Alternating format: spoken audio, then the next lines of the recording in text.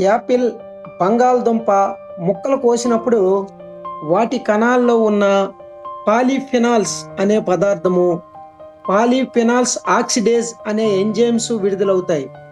ఇందులో పాలీఫెనాల్స్ అనే పదార్థము మొక్కలలో రక్షణ కోసం ఉంటాయి.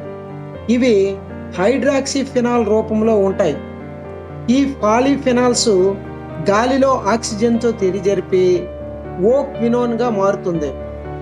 ఈ ఓక్ వినోన్ చాలా రియాక్టివ్గా ఉండి వెంటనే వాతావరణంలో ఇతర పదార్థాలతో, అంటే ఫర్ ఎగ్జాంపుల్ అమైనో యాసిడ్స్, ప్రోటీన్లు, ఇతర ఫినాల్స్తో కలిసి వాటి పాలిమరైజేషన్ జరిగి మెలనిన్ అనే గోధుమ రంగు సమ్మేళనాన్ని ఏర్పరుస్తుంది. అందుకే యాపిల్, బంగాళదుంప ముక్కలు కోసిన కొద్దిసేపట్లోనే బ్రౌన్ రంగులోనికి మారతాయి. ఈ మొత్తం చర్యలో పాలీఫెనాల్ ఆక్సిడేజ్ అనే ఎంజైము చర్యను వేగవంతం చేయడానికి ఉపయోగపడుతుంది.